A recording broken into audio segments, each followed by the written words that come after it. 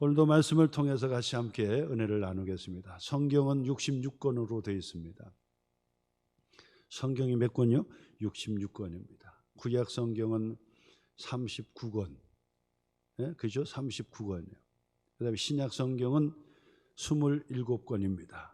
그래서 주일학교 아이들에게 3927, 그래서 39권, 신약은 27권 해서 66권이 성경입니다. 이제 그렇게 아이들에게 가르칩니다. 그래서 누구나 다 성경 66권 알아요. 첫째 책은 창세기의 말씀이고 마지막에는 요한계시록의 말씀입니다. 성경 66권의 주제를 한마디로 하면 무슨 주제를 이야기할 수 있을까라고 한다면 우리는 주저없이 그 말을 합니다. 예수 그리스도의 주제다. 예수 그리스도가 주제다. 그 얘기는 뭐냐면 구약의 39권은 예수님께서 오신다는 하나님의 약속의 말씀과 함께 모든 선지자들과 모든 백성들이 오실 예수 그리스도를 기다리는 내용이 구약의 성경 39권이라고 볼 수가 있습니다. 오실 예수 그리스도를 예언한 책이 구약 성경이다. 이렇게 요약할 수 있어요. 그리고 신약에 와서 복음서, 사복음서는 예수님께서 인간의 몸으로 세상에 오셨다는 기록이에요. 오셔서 30세의 공생애 시작하시면서 3년 동안 공생애의 사역을 예수님께서 친히 담당하셨다는 거예요. 그래서 마을 다니시면서 전도도 하시고 천국의 복음의 말씀을 전파하셨다라고 하는 내용, 사건들을 우리에게 가르쳐주는 말씀이 바로 이 사복음서에 기록이 되어 있습니다. 오신 예수님을 우리에게 가르쳐주는 것입니다. 그리고 나서 예수님은 십자가에 죽으시고 무덤에 장사된 바 되었다가 무덤에서 3일 만에 부활하셨습니다. 그리고 40일 동안 제자들에게 보여주시고 마지막 말씀을 남기신 후에 제자들이 보는 가운데 하늘로 승천하셔서 지금은 하나님의 보좌 우편에 앉아 계신 것입니다. 그러면서 이 신약의 마지막 요한계시록의 말씀까지는 다시 오실 예수 그리스도를 우리에게 가르쳐 주는 것입니다. 다시 오실 예수 그리스도를 재림이라고 얘기합니다. 다시 오신다는 거예요. 그래서 신약 성경은 다시 오실 예수 그리스도를 우리에게 가르쳐 주시면서 교회 중심으로 믿음 생활 그리고 신앙의 생활 잘하라고 가르쳐 주시는 말씀이 신약의 성경의 말씀이 되는 것입니다. 그리고 요한계시록의 그 말씀은 바로 그 예수 그리스도가 반드시 다시 오신다, 우리를 위하여 다시 오신다 라고 하는 것을 우리에게 명시해 주시면서 그 소망을 단단히 붙잡고 교회 생활, 믿음 생활을 잘하라고 당부해 주시는 요한계시록의 말씀이 되는 것입니다. 그러므로 요한계시록의 말씀도 그렇고 신약 성경의 말씀도 그렇고 구약의 성경, 그래서 도합 성경 66권 전체의 말씀은 바로 예수 그리스도가 주제가 되는 거예요. 예수 그리스도로 시작해서 예수 그리스도로 마치게 되는 것입니다. 그러므로 누구나 다 교회 중심으로 신앙생활을 하시는 분들은 예수님이 나의 주인이 되시고 나의 하나님이 되십니다라고 영접을 하면 죄 용서받고 하나님의 자녀가 됩니다. 하나님의 자녀가 되는 비결은 그렇게 어렵지가 않습니다. 그러나 모르는 자에게는 한도 끝도 없이 어렵게 느껴지는 것이 바로 그것입니다. 그런데 아는 자들에게는 하나님의 자녀가 어떻게 됩니까? 구원을 어떻게 받을 수 있습니까? 생명을 얻되 영생을 얻고 천국을 어떻게 소유합니까? 바로 예수님을 나의 주님으로 고백하고 내 마음속에 영접해 드리면서 주님과 함께 살면 바로 주님께서 우리를 구원해 주시고 하나님의 자녀 삼아 주시는 거예요. 하나님의 자녀는 예수님이 나의 주인이십니다. 바로 이 땅에 오신 예수님, 다시 오실 예수님이 나의 주인이 되시고 하나님이 되십니다. 내 마음 중심에 찾아오세요라고 고백하는 영접 기도문 고백을 하기만 하면 바로 하나님의 자녀된 하나님의 권세를 우리에게 주신다라고 하는 말씀이에요. 이것이 성경 전체의 요약이고 성경의 주제가, 명확한 주제가 바로 여기에 있다라고 말씀을 드리는 것입니다. 그러므로 우리는 끊임없이 예수님이 나의 주님이 되시고 나의 하나님이 되십니다 라는 그 고백, 바로 이 땅에 오신 예수님이, 아기 예수님으로 오신 분이 바로 나의 주인이 되십니다, 나의 하나님이 되십니다. 그리고 다시 오실 예수님이 나의 주인이 되시고 나의 하나님이 되십니다 라는 그 고백을 계속해서 하는 거예요. 그러면 하나님께서 성령을 보내주셔서 우리 가운데 힘이 있고 또 강하고 담대한 믿음의 삶을 살아내도록 그렇게 역사해 주신다는 거예요. 그러므로 여러분 조용하게 한번 따라서 한번 고백하시기를 바랍니다. 나는 예수님을 믿습니다. 그렇죠. 뭐 큰 소리도 필요 없습니다. 진실된 마음의 영접이 필요한 거예요. 다시 한번요. 나는 예수님을 믿습니다. 이 땅에 오신 예수님을 믿습니다. 다시 오실 예수님을 믿습니다. 내 마음 중심에 찾아오세요. 나의 하나님이 되어주세요. 예수님의 이름으로 기도합니다. 바로 이런 고백, 누구나 다 진실되게 바로 이런 고백을 드리는 자에게 구원을 주시고 하나님의 자녀의 권세를 주시고 생명을 주시고 영생을 주시고 천국을 기업으로 주시고 하나님의 자녀된 믿음의 축복의 삶을 살도록 인도해 주신다라고 하는 것입니다. 우리가 구원받아 하나님의 자녀가 되었지만은 여전히 육체의 몸을 가지고 세상 속에서 삽니다. 그렇기 때문에 바로 하나님께서는 예수 그리스도의 보혈로 말미암아 교회된 이 교회를 세상에 세워주신 거예요. 그러므로 누구든지 교회 중심으로 신앙생활을 잘하는 것은 천국의 맛을 보는 것이고 하나님의 나라의 삶의 양식을 말씀으로 도전받고 교훈받고 훈련받는 것이 바로 교회가 된다라고 하는 사실입니다. 그러므로 여러분 한 해 동안도 여러분 믿음의 축복의 삶을 잘 살아냈지만은 그러나 이제 마지막 이제 12월 한 달의 마무리를 또 신앙으로 믿음으로 잘 생활을 하시고 그리고 새해를 아주 희망차게 힘차게 함께 맞이하는 그런 축복의 시간들이 되었으면 좋겠다 생각합니다. 세상의 사람들은 이제 망년에다 해가지고 자꾸 모임을 갖지요. 그래서 이제 지난 세월을 우리가 잊어버리고 새해를 맞이하자 하면서 모여가지고 또 마시기도 하고 교제하고 그러는데 다 소용이 없습니다. 그렇게 한다고 해서 잊어지고 맞이하는 것이 아닙니다. 우리는 예배 중심으로 예배를 잘 드림으로 우리 하나님께 기쁨이 되는 그리고 하나님의 소망을 마음속에 다시 새길 수 있는 그런 연말 연시가 될 수 있기를 바랍니다. 그런 의미에서 여러분 마음을 차분하게 먹고 우리가 하나님 앞에 예배 드리면서 하나님께서 우리에게 주시는 하나님의 약속의 그 말씀들을 함께 나누는 그런 축복의 시간이 되시기를 바랍니다. 요한계시록의 말씀 계속해서 제가 말씀을 드립니다. 요한계시록은 바로 기독론이에요. 요한계시록의 말씀은 예수님의 말씀이에요. 요한계시록의 말씀은 오신 예수 그리스도 우리를 위하여 십자가에 죽으시고 무덤에 장사된 바 되었다가 3일 만에 부활하신 그 예수님께서 40일 동안 제자들과 함께 계시다가 하늘로 승천하여 하나님 보좌 우편에 앉아 계시고 이제는 다시 오실 예수 그리스도를 우리에게 약속해 주시고 확신시켜 주시는 말씀이 바로 요한계시록의 말씀이 되는 거예요.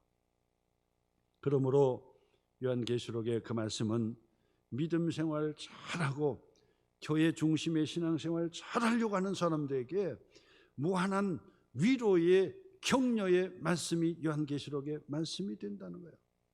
그뿐 아니라 복된 말씀이죠. 말씀을 지켜 순종하는 자에게 복을 주시고요. 그리고 주님께서 반드시 다시 오신다는 그 약속을 우리에게 확신시켜 주시는 말씀이 바로 요한계시록의 말씀입니다. 그러므로 주님이 다시 오시는 그날 세상은 다 무너지게 될 것입니다. 세상은 온데간데 없이 다 사라지게 될 것입니다. 그러므로 세상에 집착하지 말고, 세상의 노예로 살지 말고, 세상에 묶여서 살지 말고, 세상 속에서 자랑하지 말고, 세상 속에서 비참하게 느끼지 마시고, 세상은 하나님께서 우리에게 주시는 청지기의 직분으로 세상을 우리에게 주셨어요. 그렇기 때문에 세상에 집착하고 매여가지고 종노릇하면서 세상을 뒤쫓아가는 어리석은 자가 되지 아니하고, 세상 속에서 우리가 육체를 가지고 살기 때문에 고난도 있고 힘든 일이 있고, 그리고 세상의 일을 하면서 살아가는 삶이 있지만은 그래도 천국을 소망하라고 가르쳐 주시는 말씀이 바로 요한계시록의 말씀이 된다라고 하는 거예요. 그러므로 요한계시록의 말씀을 순차적으로 강해적으로 여러분들이 말씀을 들으면서 바로 다시 오실 예수님을 붙들고 슬기로운 다섯 처녀처럼 바로 천국을 소망하고, 그리고 이 땅에서 할 준비하는 거예요. 무엇을 준비합니까?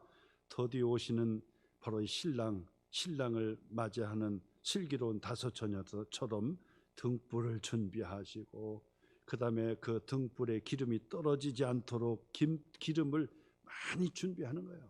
그러면서 주님이 오실 날을 준비하는 그런 신부들처럼 그렇게 슬기롭게 신앙생활을 잘하라고 가르쳐주는 말씀이 바로 요한계시록의 그 말씀이에요. 그러므로 요한계시록의 그 말씀을 우리에게 겁을 주려고 하는 것이 아니라 우리에게 재산을 뺏어가려고 하는 악한 의도의 그런 거짓된 그런 이단들의 전유물로 요한계시록을 이용하게 두어서는 안 된다, 그 말이에요. 우리가 정통신앙 좋은 교회를 통해서 우리가 신앙생활을 하는 우리들이기 때문에 눈을 뜨고 요한계시록의 말씀을 잘 소화해서 그 말씀을 통해서 위로도 받고 소망도 붙들고 믿음을 굳건히 붙들고, 그러면서 함께 믿음 생활을, 정말 풍성한 믿음 생활을 해내야 되겠다라고 하는 거예요. 그것이 바로 요한계시록을 주시는 목적이 돼요.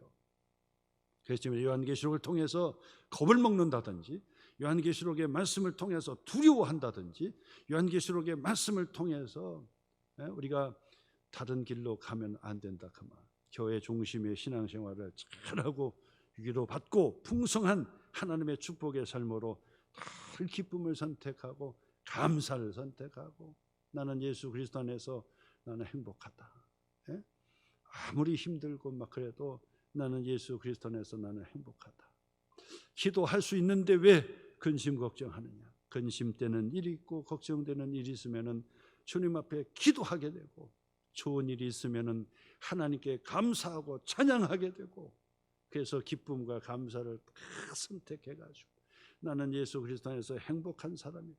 구원받은 하나님의 자녀이기 때문에 기도하면 하나님께서 응답해 주신다라고 하는 믿음의 확신을 가지고요, 믿음 생활을 하는 거예요. 그래서 두려움은 떠나가라, 근심 걱정은 떠나가라, 우울한 마음도 떠나가라. 나는 예수 그리스도 안에서 나는 행복한 사람이다.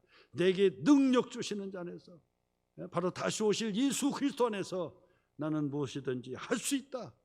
내가 예수님의 이름으로 하는 것마다 우리 하나님께서 뒷받침해 주시고 밀어주시고 당겨주셔서 반드시 믿음의 축복의 길을 하나님께서 허락해 주실 것이다 라고 하는 믿음의 확신을 가지고 하나님의 자녀들은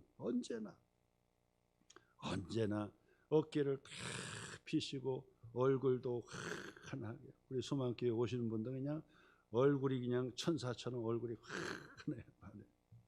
감사한 거죠. 얼마나 밝으신지요. 보기만 해도 은혜가 돼요. 얼마나 감사하고 감사한지.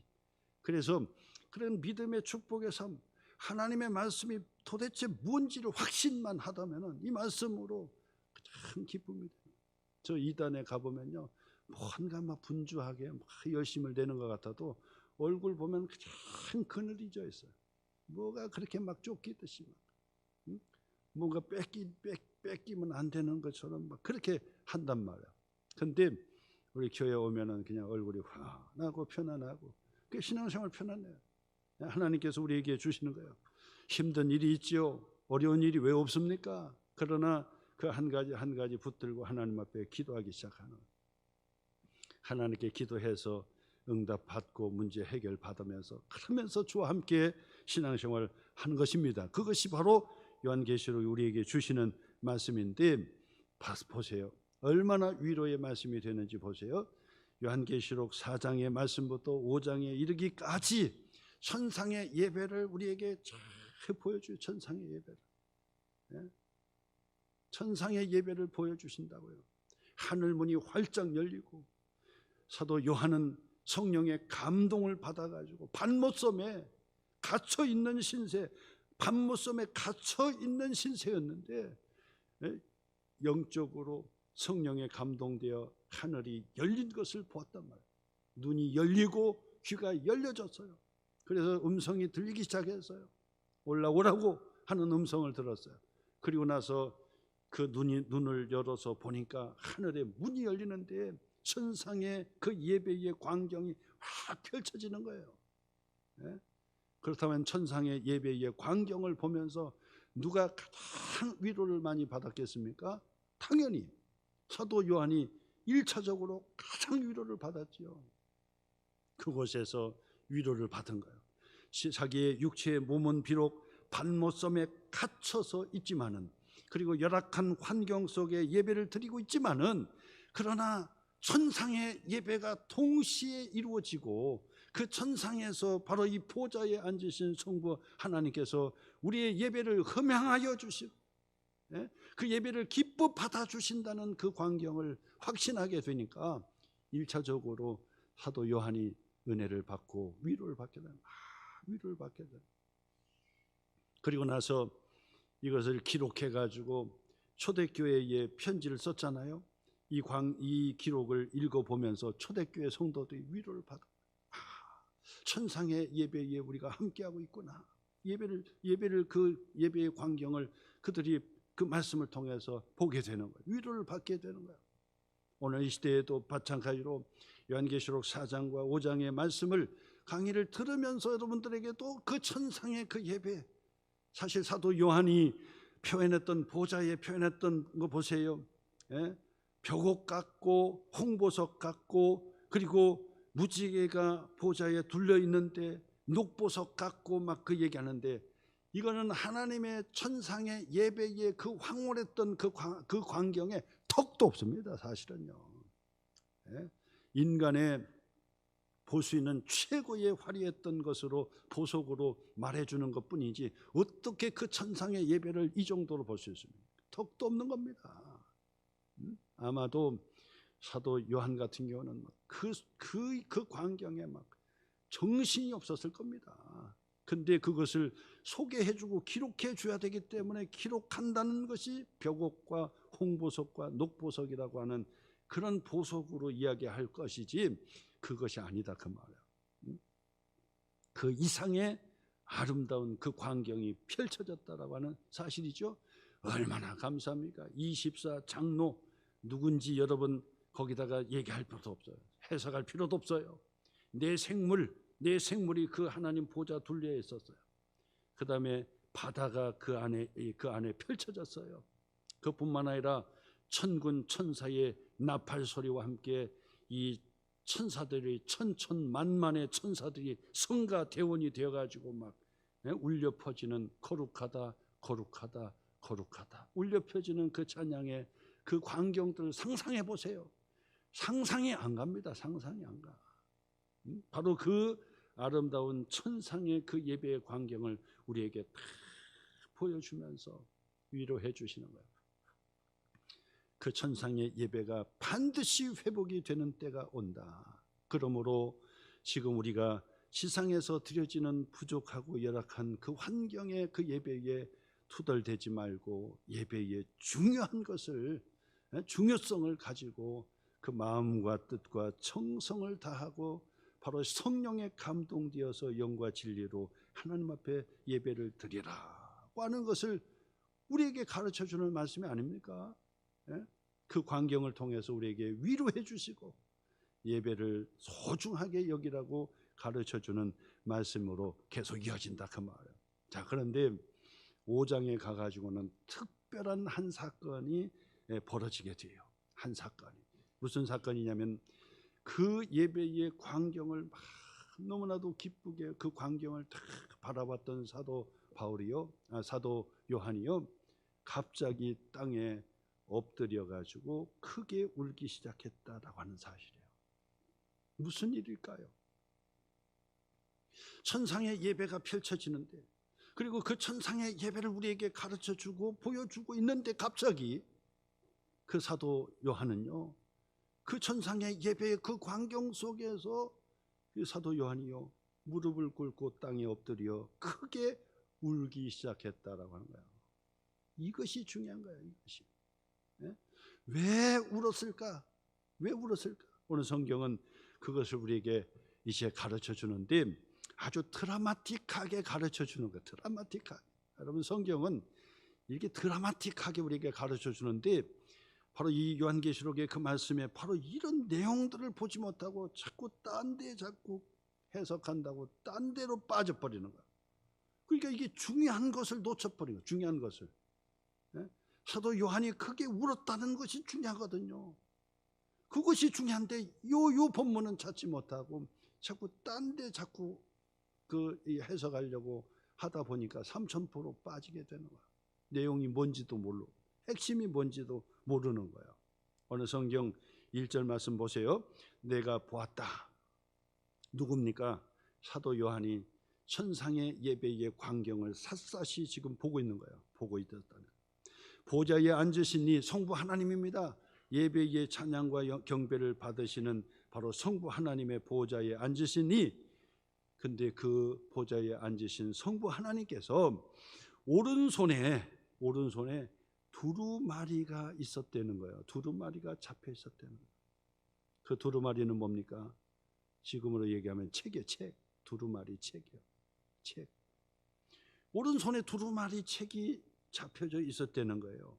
그런데 그 광경을 가만히 살펴보니까 그 두루마리에 안팎으로 글씨가 빼곡하게 쓰여져 있는데 7인으로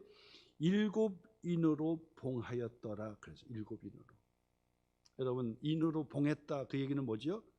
비밀 문서 같은 경우가 되죠. 비밀 문서는 함부로 누구도 이걸 열을 수가 없어요. 그래서 도장을 찍고 거기다가 실을 붙이는 거예요. 딱 붙이면은 아무도 그것을 열어볼 수가 없어요. 만약에 그것이 그 개봉이 되어 열어졌다 그러면은 그게 비밀이 아닌 거, 비밀이 새 나가는 거예요. 그렇기 때문에 그것을 맡은 자만이 그것을 떼고 그 두루마리의 인을 떼고 봉을 열고 그리고 읽게 되는 건데, 하나님의 보좌 우편에 앉으신 성부 하나님께서 오른손에 두루마리가 잡혀져 있는데 그 두루마리에 7인으로 봉하여져 있었다 그 얘기예요. 놀라운 광경이지요. 그 두루마리는 무슨 내용이 있었을까요? 뒤에서 보면은 이제 다 드러나게 되지만은 그 두루마리는 바로 우리를 구원하실 하나님의 전적인 계획이 그 속에 들어가 있는 거예요. 인류를 구원하실, 우리를 구원하시고 생명을 주시는 하나님의 그 사역이 바로 그 두루마리 속에 기록이 되어 있는 것이던 거예요. 근데 그것이 봉하여져 있었다는 사실이에요. 자, 그런데 그 광경을 보고 있는데 한쪽에서 소리가 들리기 시작하는 거예요. 2절이죠. 무슨 소리가 들리냐면, 또 봄에 힘 있는 천사가 나타나서 큰 음성으로 외치기를 뭐라고 했냐면, 누가 그 두루마리를 펴며 그 인을 떼기에 합당하냐? 누가 합당하냐? 누가 성부 하나님의 오른손에 들려있는 그 두루마리를 취하여서 인을 떼고 열어 펼쳐서 보여줄 수가 있겠느냐? 누가 합당하냐? 누가 그것을 할 수 있느냐? 라고 큰 소리로 외치고 있었다는 얘기예요. 그런데 사도 요한이요 3절 말씀 보니까 가만히 보니까 그 하나님의 오른손에 들려있는 두루마리를 취하거나 그리고 펼쳐서 인을 떼어서 펼쳐서 읽을 사람이 합당한 사람이 나타나지를 않더라는 거예요. 그래서 3절 말씀이죠. 하늘 위에나 땅 위에나 땅 아래에 능히 그 두루마리를 펴거나 보거나 할 자가 없더라. 없었어요. 그러니까 4절이요. 그 두루마리를 펴거나 보거나 하기에 합당한 자가 보이지 아니하기로 내가 크게 울었다. 내가 크게 울었다. 그 천상의 예배의 그 광경에서 사도 요한이 엎드려 크게 펑펑 울었다는 거예요. 울었다는 거예요. 왜 울었습니까? 하나님의 오른손에 들려있는 두루마리, 그것은 바로 나를 구원하고 우리 모두를 구원하고 세상의 모든 피조물들을 구원해내는 하나님의 구원에 바로 합당한 자가 드러나지 않기 때문에, 없기 때문에 울었다는 거예요. 도대체 우리를 누가 구원할 수 있겠느냐는 거예요. 이것은요 바로 성경이 우리에게 드라마틱하게, 아주 드라마틱하게 순차적으로 그것을 우리에게 가르쳐주는 그 말씀이 되는 거예요. 구원에 대한 하나님의 순차적인 그런 약속의 그 말씀을 우리에게 가르쳐주는 말씀인데, 사도 요한이 엎드려서 펑펑 울어서 우리를 구원할 자가 누구냐, 우리에게 생명을 주실 자가 누구냐, 우리에게 죄 용서를 베풀어 줄 자가 누구냐, 나를 구원해 줄 자가 누구냐, 나를 하나님의 자녀 삼아 줄 자가 누구냐. 세상은 온통 죄로 말미암아 타락하고 다 무너질 판인데 누가 나를 구원하랴, 누가 우리를 구원하랴 라고 하면서 바로 그 천상의 예배에 혼자 엎드려서 울기 시작했다라고 하는 얘기예요. 근데 여기서 울었다는 것으로 끝나버리면은 성경이 아니지요. 성경이 아니죠. 그 다음 그 5절에 9절에서 바로 해결책이 나옵니다. 5절에 보니까. 근데 그 상황에서 장로 중에 한 사람, 이 장로는 24 보좌에 앉았던 24 장로 중에 한 장로입니다. 그 장로 중에 한 사람이 내게로 가까이 와요. 사도 요한이죠. 내게 말하기 시작합니다. 뭐라고 말합니까? 울지 마라, 울지 마라, 울지 마라. 네? 엎드려서 울고 있는 사도 요한에게 찾아와서 울지 마라 위로해 주는 거예요. 울지 마라. 이것이 요한계시록이에요. 이것이 복음이라고요. 네? 울지 말라고 우리에게 찾아와서 위로해 주시는 말씀을 하고 있는 거예요. 그러면서 왜 울지 말아야 되는가? 더 이상 울음을 끝이라고 어떻게 끝이라고 얘기하는지 그 다음 구절에 보니까 그렇게 나와요. 울지 마라. 왜냐하면 유대 지파의 사자 다윗의 뿌리가 이겼다. 우리는 이것을 굳이 설명하지 않아도 유다의 지파의 사자 다윗의 뿌리, 다윗의 자손 누군지 금세 알아요. 사도 요한도 금세 알아요. 이분이 누군지를 알아요. 우리도 이것을 해석하지 않아도 금방 알아요. 다윗의 자손, 유다 지파에 속한 다윗의 자손 누굽니까? 바로 예수 그리스도가 이겼다라고 선언해 주는 거예요. 울지 마라. 예수 그리스도가 이겼느니라. 예수 그리스도가 십자가에 우리의 죄를 짊어지시고 무덤에 장사된 바 되었다가 3일 만에 부활하심으로 우리의 구원에 관한 하나님의 축복의 역사를 이루어냈느니라 라고 말씀하는 거예요. 그러면서 더 붙여서 말씀합니다. 그 두루마리와 그 7인을 떼실 수 있는 합당한 자가 바로 예수 그리스도다. 예수 그리스도다. 그것을 다 명시해 주는 거예요. 여러분, 우리가 어떻게 복음을 전합니까? 세상의 사람들이 잘 웃으면서 막 활기차게 그렇게 다니는 것 같아도요, 영적으로 보면 사도 요한이 엎드려 우는 것처럼 울고 다닌다는 사실을 알고 계셔야 돼요. 그냥 겉모양만 보고 야, 저 사람은 거의 부족함이 없겠구나, 저 사람은 그냥 뭐 근심 걱정 없이 그냥 행복하겠구나, 여러분 착각하지 마시길 바랍니다. 그냥 교회 다니지도 않고 그냥 세상에서 사는 사람들은요, 그냥 그것을 잊어버리려고 생각 안 하려고 그냥 기쁘게 웃으면서 그렇게 다니지 사실은 우는 거예요. 사도 요한이 울었던 것처럼 하나님의 보좌에 앉으신 이의 오른손에 들려있던 두루마리를 취하여서 인을 떼기에 합당하지 않은 사람, 합당한 사람이 보이지 않기 때문에 울었던 것처럼 그들이 그 세상에서 떵떵거리고 사는 것처럼 보이지만은 우는 거예요. 나를 구원할 자가 누군가? 나의 죄 문제를 해결할 자가 누군가? 나를 궁극적으로 생명을 주실 자가 누군가? 내가 어떻게 생명을 얻을까? 내가 어떻게 구원을 얻을까? 사실 우는 거예요. 만약에 울지 않는다고 한다면 그 사람은 사람이 아니고 뭐 짐승만 또 못한 거죠. 사람이 생각을 해야죠. 울어야 되는 거예요. 울어야 정상인 거예요. 울어야 정상이죠. 그냥 밥만 먹고 그냥 부자로 그냥 할 짓 하면서 다 산다고 행복입니까 그게? 그렇잖아요. 사랑하는 사람이 지금 아파가고 사랑하는 사람이 죽어서 무덤에 장사되고 그러는데 그냥 행복하게 살아요? 생각 없이 사는 거죠. 울어야 되는 거예요. 영적으로 울어야 되는 거예요. 도대체 이게 무슨 일인가? 왜 사람은 왜 늙어야 하고 왜 사람은 왜 죽어야 하는가? 궁극적인 영생의 문제가 무엇인가를 고민하지 않으면은 그게 사람이라고 볼 수 있습니까? 울어야 되는 거죠. 그런데 우는 데 있어서 바로 이 장로 한 사람이 옆에서 울지 말라고 말씀하신 것처럼 전도자는 그들에게 향하여 울지 마라. 너를 구원할 자가 바로 예수 그리스도다.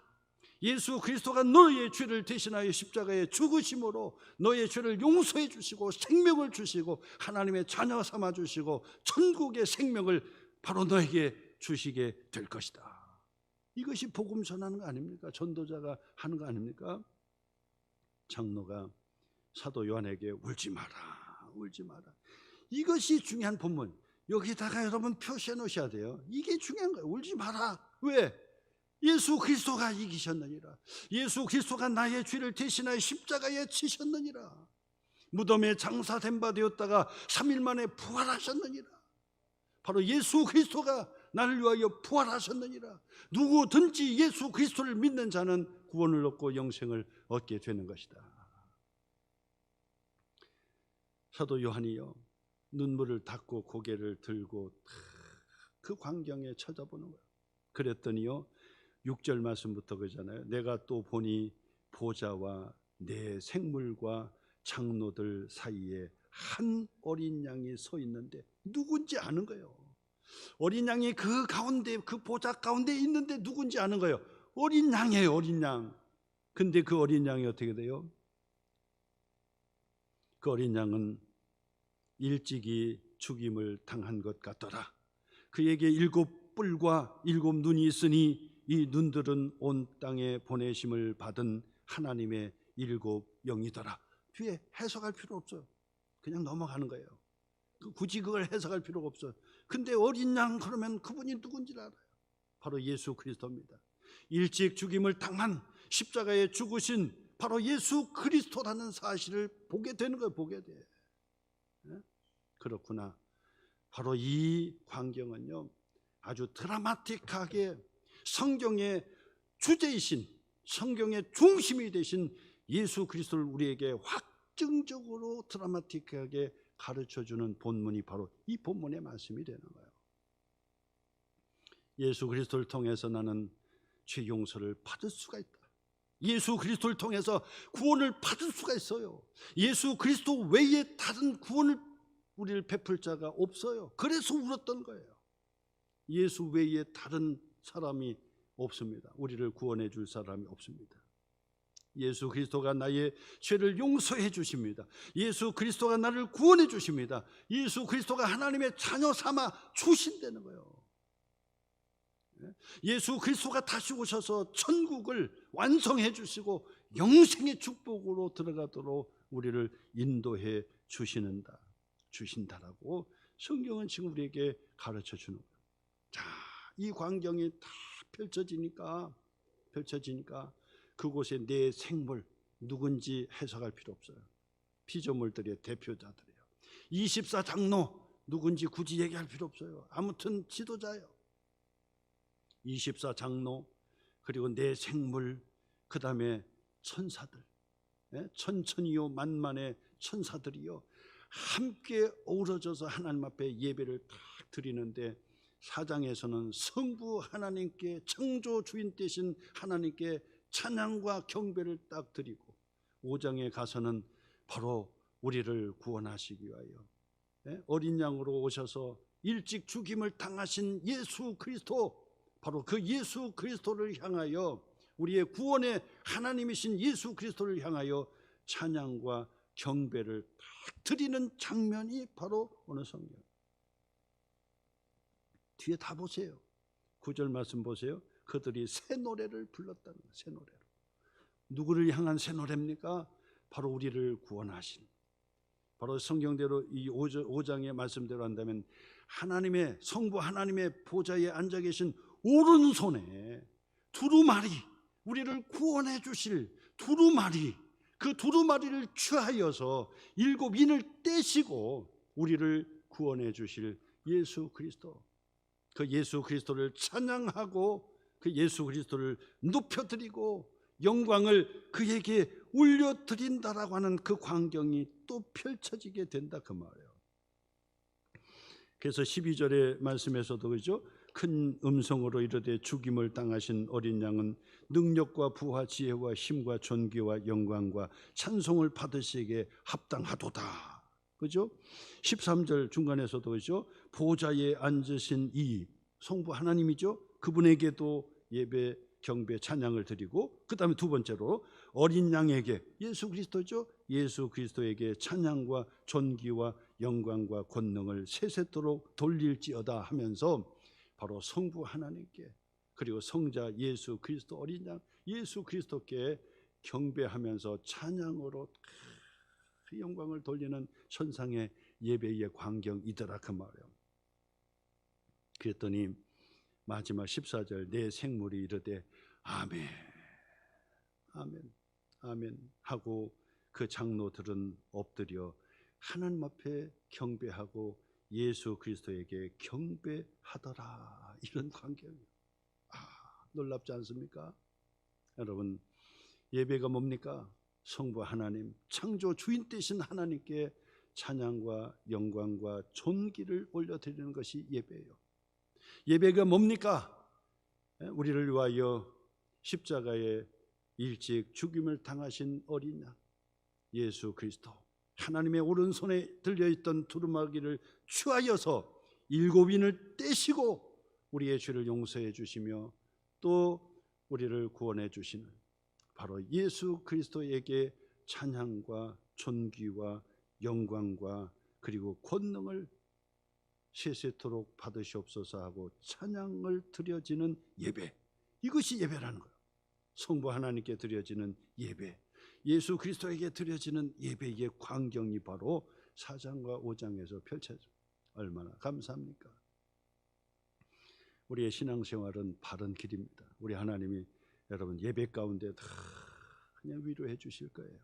예배의 그 한 시간, 천상의 예배와 함께 이루어지는 그 예배, 비록 이 땅의 예배는 초대교회 때보다는 더 우리가 화려하지요. 초대교회 때는 뭐 이런 에어컨이 어디 있습니까? 온풍기가 어디 있습니까? 카페트가 어디 있습니까? 마이크가 어디 있겠습니까? 그런데도 불구하고 그들이 밖에서 예배 드리면서, 우리는 안내하는 분들이 밖에서 안내를 하시지만은 그때 당시는 안내하는 사람이 안내가 아니에요. 뭡니까? 바로 이 지키는 거예요. 누가 우리를 고발하는 사람이 오는가 지켜보는 거예요. 그래서 그 안에서 예배를 드리는데도 불안한 거죠. 우리가 잡히면은 우리가 온 가족이 다 짐승의 밥이 되고 칼에 우리가 다 죽임을 당한다. 그래도 바로 성부 하나님, 우리를 구원해 주실 성부 하나님, 우리를 위하여 보내주신 예수 그리스도를 보내주신 바로 예수 그리스도는 우리를 위하여 십자가에 죽으시고 부활하셔서 다시 오시는 그 예수 그리스도를 맞이하기 위해서 우리가 예배에 그 한 시간을 드리는 때 너무 감격적이잖아요. 두려움도 있지만은 감격이 있을 거예요. 그런데 바로 이 광경, 천상의 광경들을 그들이 서로 나누면서 그들이 얼마나 위로를 받아요. 그래요, 바로 예수님이요, 다시 오실 예수 그리스도를 우리가 기다리고 경배하자 하면서 새 노래로 하나님을 찬양했던 그 광경들을 함께 나누지 않았겠습니까? 여러분, 마음을 진실된 마음과 성실한 마음으로 그 예배의 그 한 시간에 다 최선을 다할 때 우리 하나님께서 여러분 위로해 주시고 힘을 주시는 줄 믿으시기를 주님의 이름으로 축원합니다.